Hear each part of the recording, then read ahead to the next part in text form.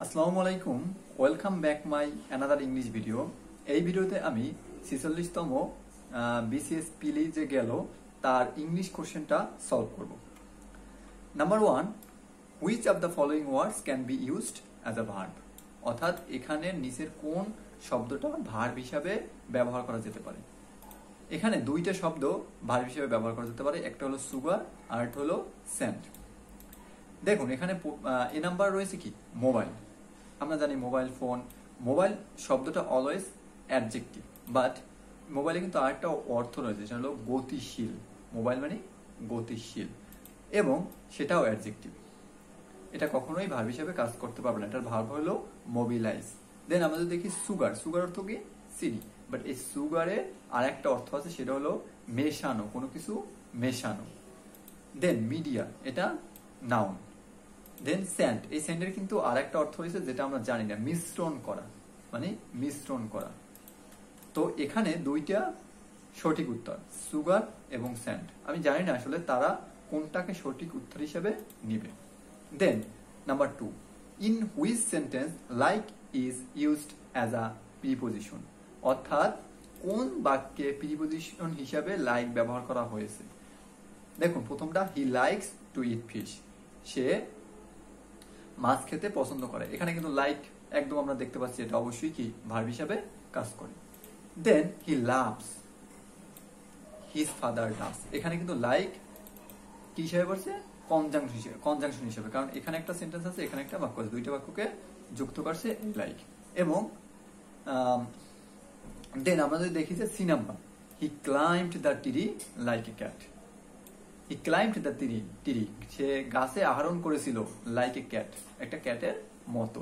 এই যখন লাইকের অর্থ মতো বোঝাবে তখন কিন্তু অবশ্যই কি হবে, লাইক প্রিপোজিশন হিসাবে বসবে। তাহলে এটাই হলো লাইক প্রিপোজিশন হিসাবে বসছে। যদি আমরা যদি লাস্টটা দেখি যে like minded people are necessary to start A business, একই ধরনের মন মানসিকতার মানুষ এই লাইক মাইন্ডেড একসাথে একটা অ্যাডজেক্টিভ হিসেবে কাজ করে। People are necessary to start a business, অর্থাৎ তাদের একটা ব্যবসা আরম্ভ করা প্রয়োজন। Then number 3, he died following the incident, অর্থাৎ সে এই ঘটনার পর মারা গিয়েছিল। আন্ডারলাইন ওয়ার্ড ইজ আ কি হবে, অবশ্যই এটা একটা প্রিপোজিশন। অনেকে কিন্তু এখানে ফলোইং ভার্বের সাথে আইএনজি দেখে অনেক কিছুই দিতে পারেন অ্যাডজেক্টিভ, বাট এটা একটা প্রিপোজিশন, কারণ এটার অর্থ অনুসরণ করা না, এটার অর্থ পরে। হি ডায়েড, সে মারা গিয়েছিল, ফলোইং দ্য ইনসিডেন্ট, এই ঘটনাটির পরে। Then number 4, writing a diary is a very good practice to develop the writing skill. অর্থাৎ ডায়েরি লেখা একটা খুব ভালো প্র্যাকটিস কি করতে, রাইটিং স্কিল ডেভেলপ করতে। এখন আমরা যদি দেখি যে আন্ডারলাইন ওয়ার্ডটা আসলে, আন্ডারলাইন ওয়ার্ডগুলো কি, এখানে দিয়েছে নাউন ফ্রেজ, ভার্বাল ফ্রেজ, অনেক কিছু দিয়েছে। এখন দেখুন এই হলো ইজ হলো ভার্ব, তাহলে এই জায়গাটা কিন্তু সাবজেক্ট হিসেবে জুড়ে আছে, আর আমরা জানি সাবজেক্ট হিসেবে জুড়ে থাকে নাউন বা প্রোনাউন, সুতরাং এটাকে আমরা নাউন ফ্রেজ বলতে পারি। তবে এটাকে জিনান ফ্রেজও বলা যায়, যেহেতু সেটা অপশনে নাই সুতরাং সেটা আমরা দিব না। এবং এটাকে আমরা ভার্বাল ফ্রেজও বলতে পারি। কিন্তু এখানে একটা কথা আছে, সেটা হলো যখন কোনো এরকম থাকবে এবং নাউন ফ্রেজ অলরেডি অ্যান্সার থাকবে, তখন ভার্বাল ফ্রেজ দেওয়ার কোনো দরকার নাই, তখন এটি হবে সঠিক উত্তর। Then number 5, fill in the blank with the correct word, অর্থাৎ সঠিক ওয়ার্ড দিয়ে শূন্যস্থানে পূরণ করতে বলছে। Dash he lay on the ground, সে শায়িত ছিল গ্রাউন্ডের উপর, গ্রোয়ার্নিং এবং কি গোমরাইতে ছিল। তাহলে কি হয়ে, এখানে ইনজার্ড, এখানে সম্ভবত ইনজুর্ড হবে। দেন হ্যাভিং ইনজার্ড, তারপর কি বি ইনজার্ড। এখানে সঠিক উত্তর হলো ইনজার্ড, এটা হলো পাস্ট পার্টিসিপল, মানে অলরেডি সে কি হয়েছে, অলরেডি সে ইনজার্ড হয়েছে এরকম। তবে এখানে একটা কি হবে, এখানে একটা কমা হবে, এটা একটু mistake. Then number 6, find out the meaning of the following phrase by and large. By and large হলে একদম হোল, মানে পুরোটা, তাহলে কি হবে on the whole. Then number 7, choose the best alternative for the underline, অর্থাৎ আন্ডারলাইন দেওয়া নাই, এখানে আন্ডারলাইন হলো এইটা। আচ্ছা, he went back on his promise of voting for me, এখানে ওয়েন্ট ব্যাক মানে ফিরিয়ে নেওয়া, অর্থাৎ তার প্রমিস সে সে আমাকে ভোট দেবে এটা বলছিল, বাট পরবর্তীতে সে দেয় না, এটা ফিরিয়ে নিয়েছিল।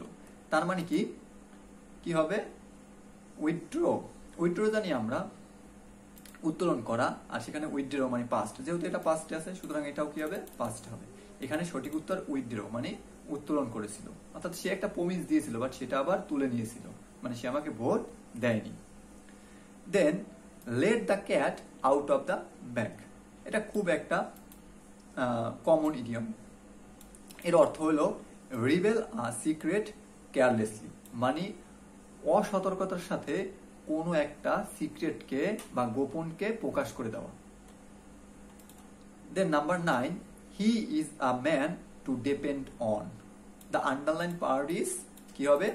এখানে নাউন ফ্রেজ আছে, অনেকগুলোই দেওয়া আছে, বাট সঠিক উত্তর হলো অ্যান অ্যাডজেক্টিভ ফ্রেজ। আমি এখন ব্যাখ্যাটা বলি। দেখুন, অনেকেই ভাববে যে এটা প্রিপোজিশনাল ফ্রেজ, কিন্তু এই যে টু, এই টু আসলে এখানে প্রিপোজিশন হিসাবে বসে নাই। টুর পরে যখন এই ডিপেন্ড অন মানে কি নির্ভর করা ভার্ব থাকবে, তখন এই টু আসলে একটা কনজাংশন। যাই হোক, এখানে ম্যান, এই ম্যানটার একটা কি দিছে, ম্যান সম্পর্কে আরো কিছু অতিরিক্ত তথ্য বলছে। হি ইজ আ ম্যান মানে সে একজন নির্ভরশীল ম্যান, এটা বললেই পারতো, বাট তারা একটু ঘুরিয়ে দিয়েছে। টু ডিপেন্ড অন মানে সে অন্য কারোর উপরে নির্ভর করে, সেই জন্য এটা কি adjective phrase. Then number 10, his dream that will be a BCS cadre finally come true. তার স্বপ্ন একজন বিসিএস ক্যাডার হবে, সেটা ফাইনালি কি হয়েছিল?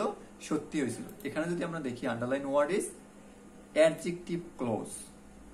কেন এটা অ্যাডজেক্টিভ ক্লোজ? এখন দেখেন, আমরা যদি এইটা বাদও দেই তাহলে দেখেন কি ঘটনাটা ঘটে। His dream finally came true, তার স্বপ্নটি অবশেষে পূরণ হয়েছিল।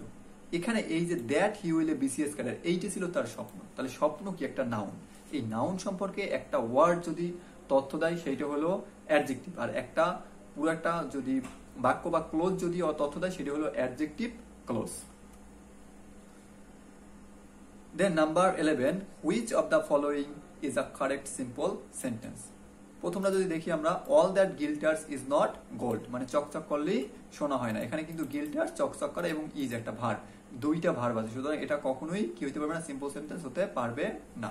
all is well that ends well, অর্থাৎ সব ভালো শেষ ভালো যার, সব ভালো তার। এখানে কিন্তু এই ends আর এই যে ইজ আছে, মানে দ্যাট আছে তাছাড়া, সুতরাং এটা একটা সিম্পল সেন্টেন্স হতে পারবে না। এরপরে যদি আমরা দেখি ডু ওয়ার্ডটা, এটা তো কখনোই না, এটা অবশ্যই কি? Compound sentence.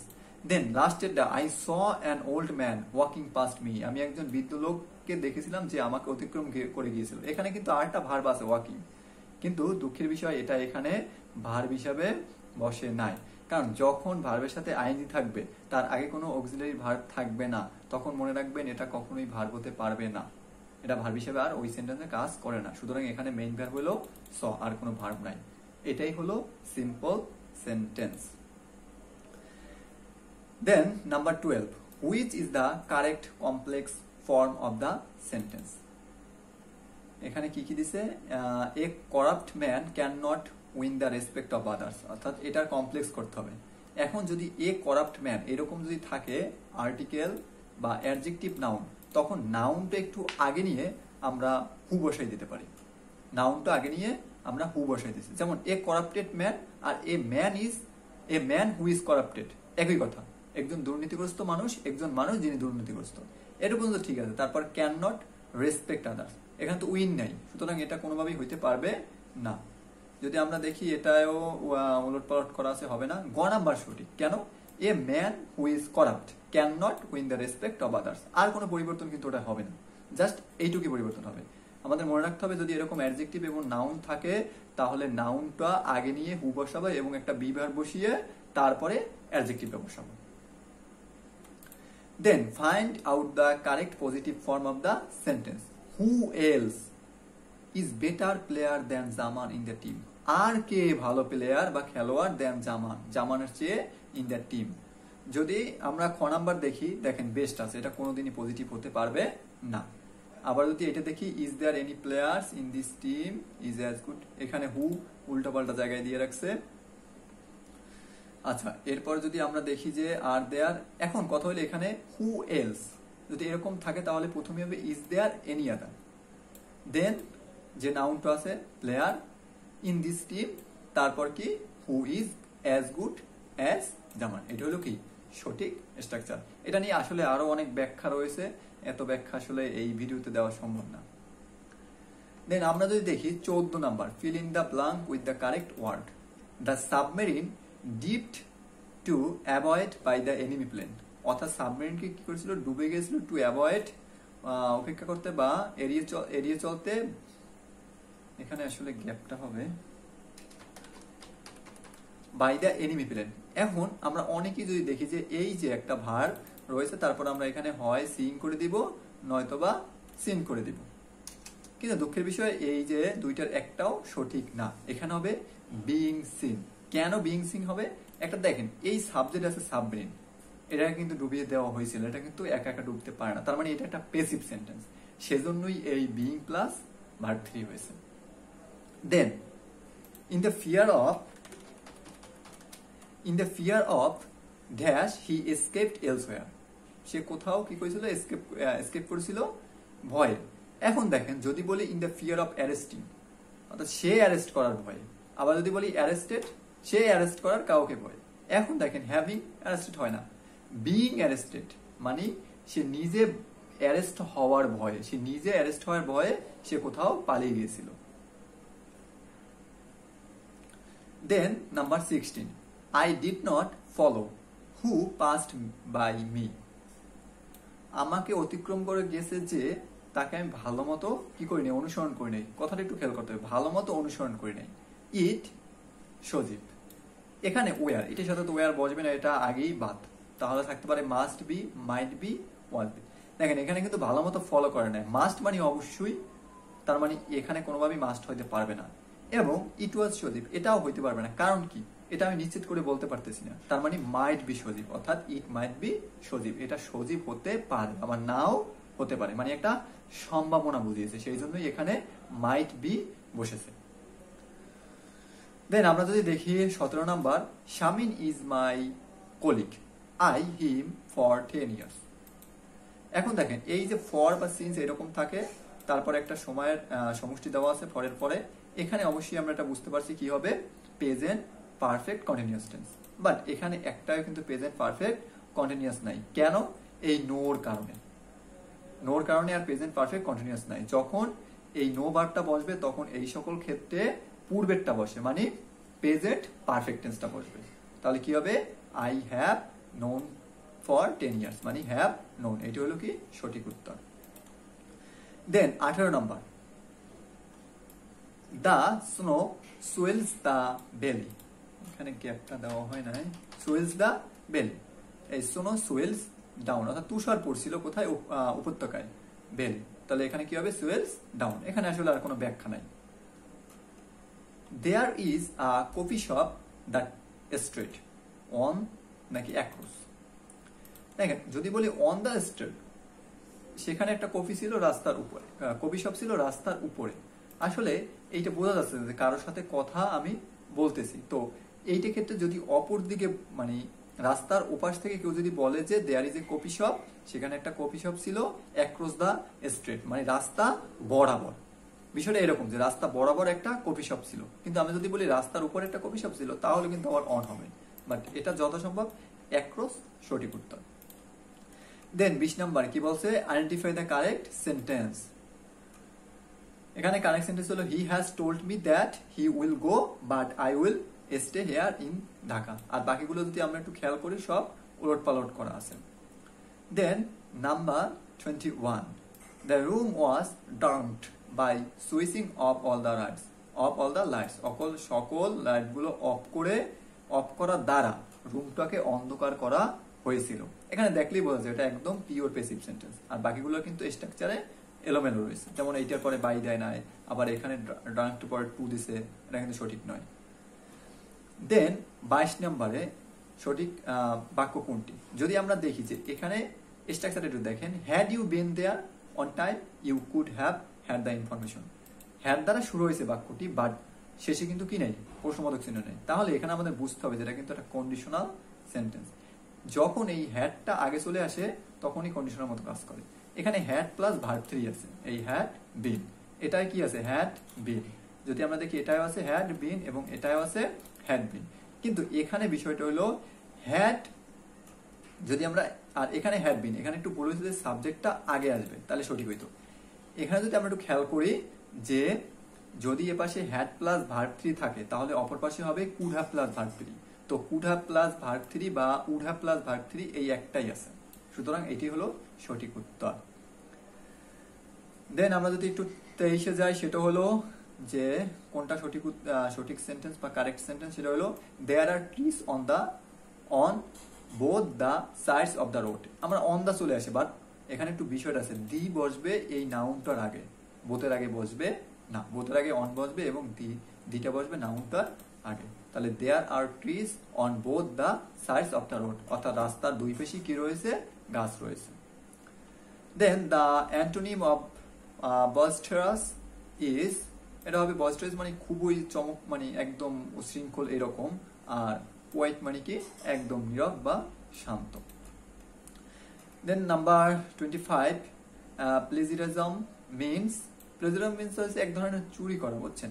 সেটা হলো কি the act of using someone's else idea as owns one, অর্থাৎ কারো মানে আইডিয়া নিজের মতো কইরা সাজানো, এটা কি বলা হয়। দেন আমরা যদি দেখি যে 26 number, the two cities in a tale of two cities are, আসলে এখন যদি যেগুলো দেখবো এগুলো হলো আপনার লিটারেচার পার্ট, এখানে আসলে বোঝানোর মতো কিছুই নেই। অর্থাৎ দুইটা সিটির কথা বলেছিল এইটাই, সেটা হলো লন্ডন এবং Paris. Then the line frailty thou name is woman occurs in Shakespeare's play, কোন মানে শেক্সপিয়ারের কোন নাটকটিতে এটা হয়েছিল? আসলে এটা এটা হয়েছিল হ্যামলেটে। Then who of the following complied an English dictionary, সেটা হচ্ছে Samuel Johnson. Then which is not a poetry form, sonnet এটা হলো 14 লাইন বিশিষ্ট কবিতাকে সনেট বলা হয়। ব্যালাড এটা হলো আপনার কি বলে ন্যারেটিভ স্টাইলের যে পয়েমা সেগুলো, এবং এপিক এটা হলো আরো লং, মানে বর্ণনা দিয়ে যখন লেখে তখন। টেল এটা আসলে কোনো পোয়েট্রি ফর্ম না। দেন আমরা যদি দেখি 30 নম্বরে, I am a man more sinned against than sinning, অর্থাৎ ওই পাপের চেয়ে আমি আরো পাপী মানুষ। এটা দিস আর্ট বাই, এটা কার মুখ থেকে উচ্চারিত হয়েছিল? King Lear. Then which event influenced the literature of the romantic point, কোন রোমান্টিক কবি মানে পিরিয়ডে অনেক ইভেন্ট ইনফ্লুয়েন্সড হয়েছিল লিটারেচারে, সেটা হলো French Revolution. Then the author of a farewell to arms is, এটা অবশ্যই কি হবে? Ernest Hemingway. Then who is the most famous satirist in English literature, এটা হলো জোনাথন সুইফট। নাম্বার 34, সেটা হলো which period is known as the golden age of English literature, এটা সবার কাছে কি কমন, সেটা হলো কি the Elizabethan age. Then which novel is written by an Indian noblest, অর্থাৎ কোন লেখাটা ইন্ডিয়ান নোবেলিস্ট লিখছে, সেটা হলো the ministry of utmost happiness.